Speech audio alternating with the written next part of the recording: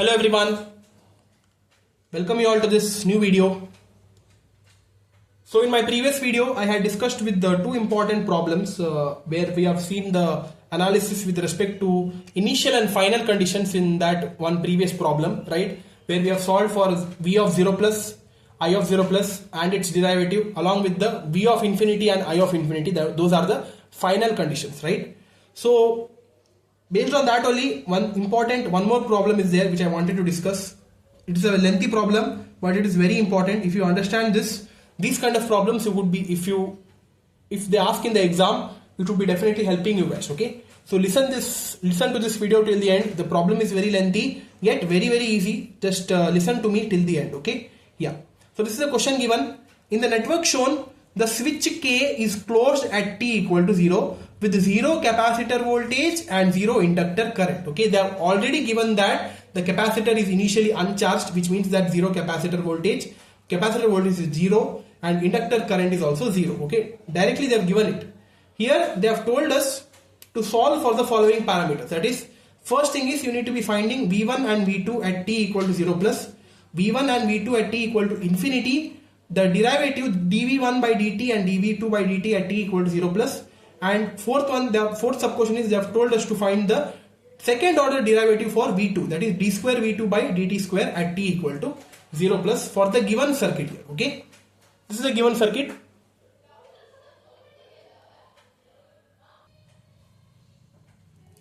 See here we are having the one voltage source which is named as V. It is not having any value, it is just named as V. This is the switching condition.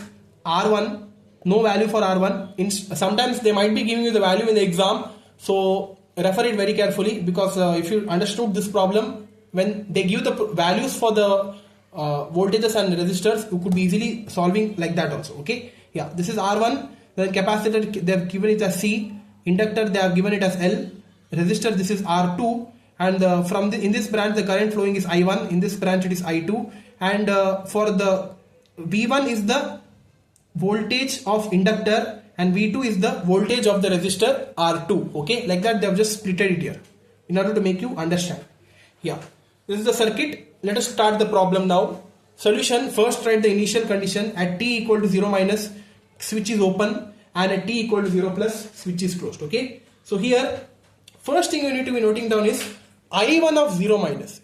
I1 of 0 minus is equal to 0. Why? Because current through this capacitor I1 of 0 minus is 0. Why? Because capacitor is open circuited. Initially if you write the equivalent circuit, the capacitance should be open circuited, right? So that's why when it is open circuit, no current should be flowing. So that's why I1 of 0 minus should be directly becoming equal to 0. Now I2 of 0 minus is 0 because it is mentioned in the question that we are having 0 inductor current, and I2 is in this branch and this branch consists of the inductor, so that's why I2 of 0 minus is also equal to 0 because L is equal to 0, which is mentioned in the question. Now VC of 0 minus is also 0 volt. Why? Because capacitor is uncharged, 0 capacitor voltage, and here there is a open circuit, so that's why VC of 0 minus is also 0 volt. Okay, before solving, these are the parameters which you need to be writing and which you need to be knowing. Now draw the equivalent circuit at t equal to 0 plus. Before drawing that, you just do one thing, that is I2 of 0 plus is equal to I1 of 0 minus is equal to 0 volt. Why? Because you see here we know that I1 of 0 minus is 0, but I2 of 0 plus is also 0. Why? Because I2 of 0 minus is 0. Because inductor, we know that before switching, after switching, it would be remaining the same current, so that's why 0 minus and 0 plus would be remaining the same. Since this is 0, I2 of 0 plus is also 0, I1 of 0 minus is already 0. Okay, so that you do it first, then draw the equivalent circuit. We keep it as it is. We know that at t equal to 0 plus the switch is closed, so that's why the switch is closed here. Resistor R1 and R2 remains unchanged, but you see here capacitor is short circuited at t equal to 0 plus. Okay, it is short circuited and this is the current, and here the inductor is open circuited. There is no current flowing through here, so that's why I have written it as I2 of 0 plus is equal to 0, because the branch is open, so there is no current. Okay, yeah, so V1 of 0 plus, this is the voltage across this inductor and voltage across this resistor R2 is V2 of 0 plus for t equal to 0 plus. Okay, so this is the equivalent circuit written. Now here one thing is I1 of 0 plus, that is current through this branch, is simply equal to V by R1. Why? Because current through this branch is the voltage, the total voltage and the resistance which is connected in here. Okay, because we are seeing only this branch, so that's why you need to be considering only this resistor. Okay, so that's why I1 of 0 plus is equal to V by R1. Okay, here also you see here I1 of 0 minus and I1 of 0 plus are not the same. Why? Because the currents through the capacitor won't be remaining the same at the switching state. Okay, it will be remaining the same only for inductor. Yeah, hope it is clear. Now here V2 of 0 plus, that is this one, V2 of 0 plus is equal to I2 of 0 plus into R2. I2 of 0 plus, we have already found it out, that is the current in this complete branch is 0 and R2 resistance, keep it as it is. So that's why V2 of 0 plus is also 0 volt.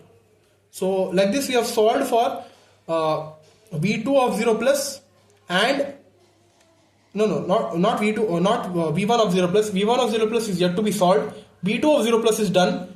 V2 is done. Now we need to be solving for V1. Now to solve for V1, you need to be applying the KVL at the outer loop. Outer loop is this outer loop here. Okay, that is this loop here. This is the outer loop. Okay, for that you apply the KVL and try to find the value of V1 of 0 plus. Okay, how it is done?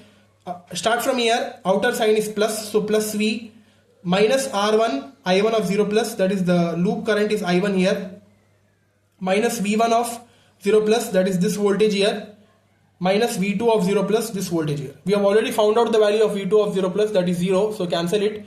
So that is equal to 0. Then now V minus R1 and I1 of 0 plus also we have already found it out, that is V by R1, that you substitute it here, minus V1 of 0 plus is equal to 0.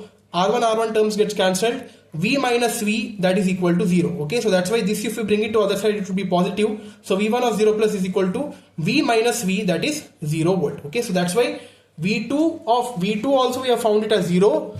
V1 also we have found it as 0. Like that, the first sub question ends. Now the second sub question is, again you need to be finding the value for V1 and V2 when t is equal to infinity. Okay, that is at the final condition. So let us solve that. That's very easy. At t equal to infinity, K remains closed, circuit is in steady state, inductor acts as short circuit, capacitor acts as open circuit. That necessary changes, you do it here and solve it. It's very easy. So that equivalent circuit I have drawn it here. V would be remaining as it is, switch is closed, the resistors won't be harmed, the capacitor is open circuit, inductor is short circuit. So that's why I1 of infinity is directly equal to 0. Okay, because this is open, right? So that directly that is equal to 0. But I2 of infinity is V divided by R1 plus R2, because this branch is, since this branch is not there, so if you neglect this branch and do V by R, we are having one V source here and R1 R2 here are in series. So that's why V divided by R1 plus R2 is the I2 of infinity. But they have told us to find V1 and V2. So here, since I1 of infinity is 0, so V1 of infinity is also equal to 0, because V1 of infinity is equal to I1 of infinity into R. Whatever may be the resistor, since it's getting multiplied by 0, so that's why it is directly equal to 0 volt. Whereas V2 of infinity is V into R2. Why? Because here this is voltage across R2, right? So that's why V into R2 divided by the total resistance R1 plus R2. Okay, like this V2 of infinity is also found out. So like this second sub question ends. Now the third sub question, they have asked us to find the derivative dV1 by dt and dV2 by dt at t equal to 0 plus. So let us see that. For that again, you need to be conditioning the value for t greater than or equal to 0 plus. Now you need not be considering the open circuit and short circuit path, as I have told you in one of my previous videos, because the initial values V1, V2 are already found out. Now our focus is to find on the derivative, so that's why no need to be replacing the capacitors and inductors. Okay, keep it as it is. Only the switching part you do it. That is for 0 plus, switch is closed, right? Only that thing you keep it. V you keep it as it is. R1, R2, C, L, everything you keep it as it is. The currents also you keep it as it is. V1, V2, nothing gets changed. Okay, yeah. Now in this circuit, if you observe, IL, that is current flowing through this inductor, is equal to the current flowing through this resistor, because these two are kept in series, right? The current flowing through both these components are equal. So that's why first you write IL is equal to IR2. Okay, it is very important to get the relations which you are requiring in the question. So that's why first you write IL is equal to IR2. Now the current through the inductor is represented as 1 by L integration of V1 of t dt, because voltage is V1, so that's why integration of V1 of t dt, and IR2 is V2 of t divided by R2. I is equal to V by R, so that's why V2 divided by R2. Okay. Now differentiate the above equation in order to get the second order derivative, that is d by dt.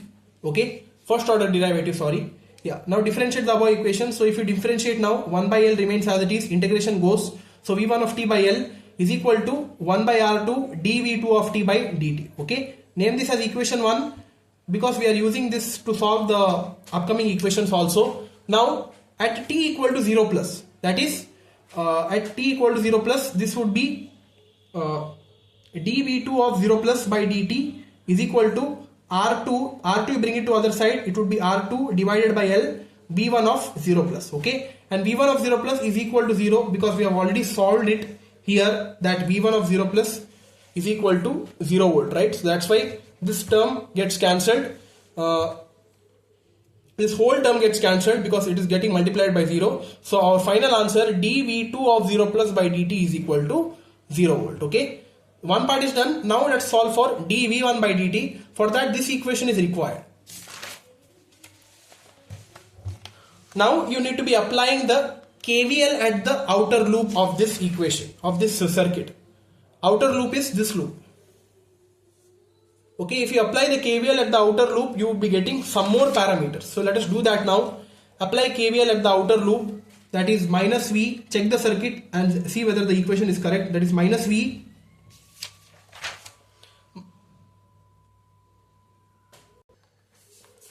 plus V minus IR1 minus V1 minus V2. Okay, so this should be the equation. So that only I have written it. Okay, plus V minus IR1 minus V1 minus V2 equal to 0. Now differentiate this equation with respect to D. Do that. If you differentiate this equation, it would be differentiation of V, that V is some constant value, right? So that's why differentiation of any constant value is 0. So that's why it is 0. So plus, because if you bring all these plus signs to other side, it would be if you bring it to other, it would be getting multiplied with 0 and it would be turning to positive. So that's why plus R1 into differentiation of I is di by dt. So R1 into di of t by dt plus V1 into V1 differentiation is dV1 by dt and V2 differentiation is dV2 by dt, that is equal to 0. This again you name it as equation 2, because this equation also we are using somewhere. Okay, now in this equation what you need to be doing is you need to be finding the value of di by dt. Okay, because this di by dt we are going to be using while solving this equation only. Why? Because finally this equation only we are solving, but here our goal is to find dV1 by dt, because dV2 by dt is already solved, right? That dV2 of 0 plus by dt we have solved. dV1 by dt we are going to solve, but in order to solve this we require di by dt, right? So that's why you need to be, our goal is from this equation you need to be finding di by dt. How to find di by dt? In order to find di by dt, again apply KVL on loop VRC, that is in this loop only. You need to be applying KVL only on this loop here. Okay, only on this loop you need to be applying KVL. If you apply KVL on this loop, you would be getting the term di by dt. Okay, so apply KVL, that is plus V minus IR1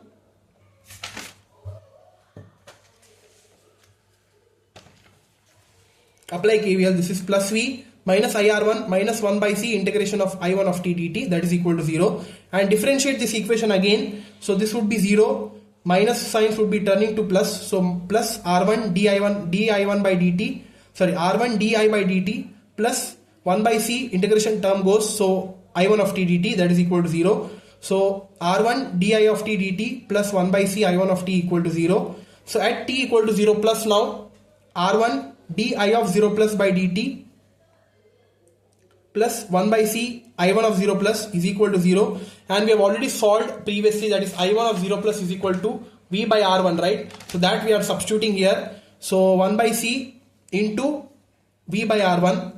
So R1 di of 0 plus by dt plus V by CR1 after multiplying, that is equal to 0. So therefore di by dt, like this we have solved di by dt, right? So di of 0 plus by dt is equal to V by, this term you bring it to other side, that would be minus V by CR1, and this R1 if you bring it to other side, that would be R1 square. So that's why di of 0 plus by dt is equal to minus V by CR1 square. Okay, like this we have found out di by dt. Now this di by dt you need to be putting in this equation and finding dv by dt. Okay, dv1 by dt.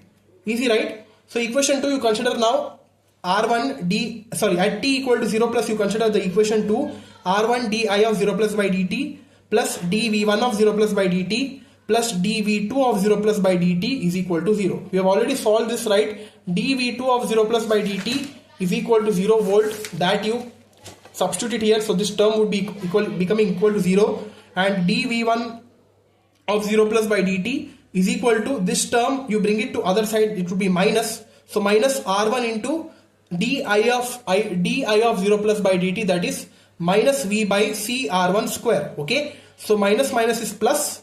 R1 term, one R1 term gets cancelled. Here we are having R1 square, here we are having R1. So one R1 term gets cancelled. So our final answer for dv1 of 0 plus by dt is equal to V by CR1. Okay, hope this is clear. Understood, right? Now one more term is left, that is the fourth sub question that they have told us to find the second order derivative d square v2 by dt square. So that is left now. So you see that now, fourth sub question. For that you need to be again considering equation 1. Okay, this is the equation 1 initially we have written, right? Where is that?